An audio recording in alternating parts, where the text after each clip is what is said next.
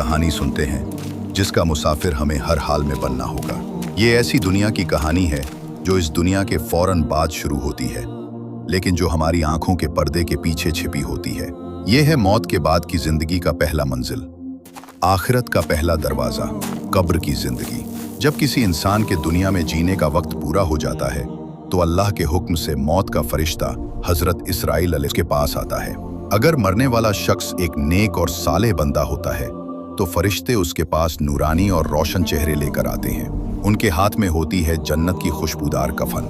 फिर वो रूह को बहुत नरमी और प्यार से जिस्म से निकाल लेते हैं, बिल्कुल उसी तरह जैसे गीले आटे में से एक बाल आसानी से निकल आता है। उस पाक रूह को जन्नत के खुशबूदार कफन में लपेट दिया जाता है, जहां से मिश्क और अंबर से भी बेहतर खुशबू आती है। फरिश्ते उस रूह को लेकर आसमान की तरफ उड़ते हैं। जब वो किसी आसमान के फरिश्तों के पास से गुजरते हैं तो वो पूछते हैं, ये पाक रूह किसकी है?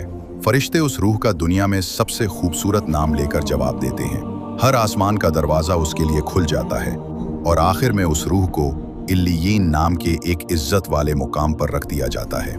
लेकिन अगर मरने वाला एक बदकार और गुनहगार इंसान होता है तो फरिश्ते उसके पास काले और खौफनाक चेहरे लेकर आते हैं।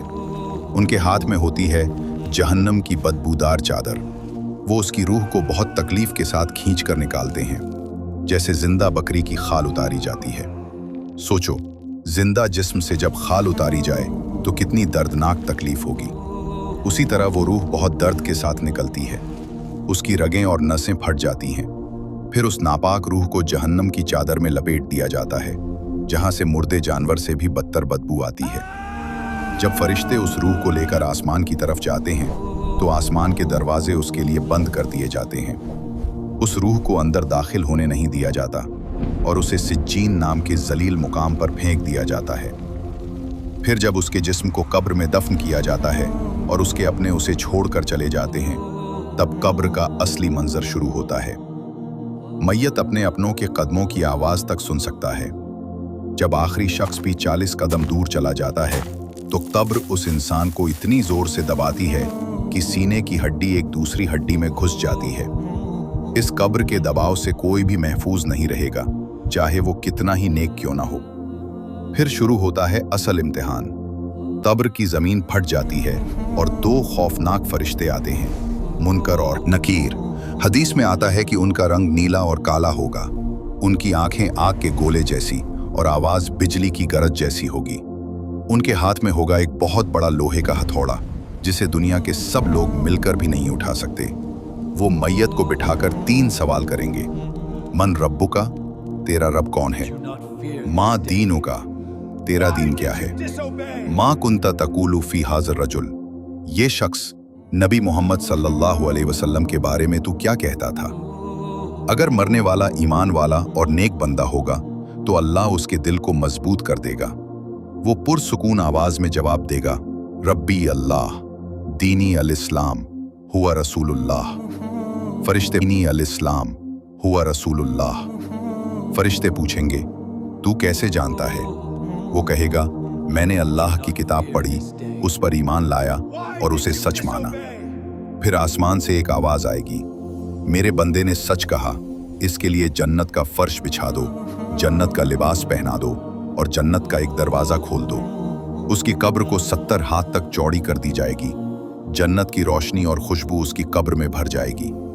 फिर एक खूबसूरत शख्स उसके पास आएगा, जिससे मुश्क और अंबर की खुशबू आएगी। वो पूछेगा, तू कौन है? वो जवाब देगा, मैं तेरा नेक अमल हूं। फिर वो ईमान वाला बंदा कहेगा, या अल्लाह, क़यामत जल्दी ला दे ताकि मैं अपने घर वालों और जन्नत की नेमतों से मिल सकूं। उसे कहा जाएगा, आराम से सो जा, कोई तुझे क़यामत तक परेशान नहीं करेगा। और इस तरह उसकी कब्र जन्नत के बागों में से एक बाग बन जाएगी। लेकिन अगर मरने वाला बदकार और काफिर होगा तो मुनकर और नकीर के चेहरे देखकर ही उसकी रूह कांप उठेगी। जब उससे पूछा जाएगा, मन रब्बुका, तो वो घबरा कर कहेगा, हाय, मुझे कुछ नहीं मालूम। माँ दीनुका, मुझे नहीं पता। माँ कुंता तकूलु फी हाज़र रजुल, मैं नहीं जानता। लोग कहते थे, मैं भी वही कहता था। फिर आसमान से आवाज आएगी, इसने झूठ कहा, इसके लिए जहन्नुम का फर्श बिछा दो और जहन्नुम का दरवाजा खोल दो। फिर उसकी कब्र में जहन्नुम की गर्मी और बदबू भर जाएगी। उसे दोबारा कब्र दबाएगी और उसके सीने की हड्डियां टूटकर एक दूसरी में घुस जाएंगी। फिर एक भयानक शख्स उसके पास आएगा जिसका चेहरा बदसूरत और जिस्म से बदबू आएगी। वो पूछेगा, तू कौन है? वो कहेगा, मैं तेरा बुरा अमल हूं। फिर अल्लाह के हुक्म से एक खास फरिश्ता उसके अजाब के लिए मुकर्रर किया जाएगा। वो अंधा, बहरा और गूंगा होगा ताकि वो रहम न करे। उसके हाथ में एक बड़ा लोहे का हथौड़ा होगा। अगर उससे पहाड़ पर मारा जाए तो पहाड़ भी राख हो जाए। वो फरिश्ता उसे बार बार मारता रहेगा।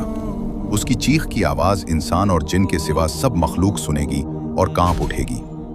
फिर उसकी कब्र में 99 बड़े बड़े सांप डाल दिए जाएंगे, जिनमें से अगर एक भी जमीन पर सांस ले तो जमीन पर कोई हरियाली न रहे।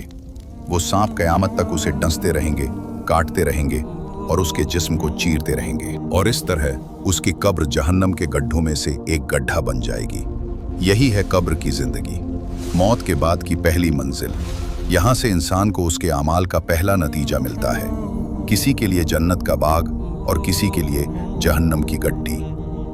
लेकिन अंत नहीं, इसके बाद आएगा कयामत का दिन, हश्र का मैदान, मीज़ान और पुले सिरात। अगर इस कहानी ने तुम्हारे दिल को झंझोड़ा है और तुम्हें आखिरत की तैयारी का एहसास दिलाया है तो वीडियो को लाइक करो, शेयर करो अपने दोस्तों के साथ, और हमारे चैनल को सब्सक्राइब करो ताकि इस्लाम के और भी अहम और दिल को छू लेने वाले वाक़ियात तुम तक पहुंचते रहें।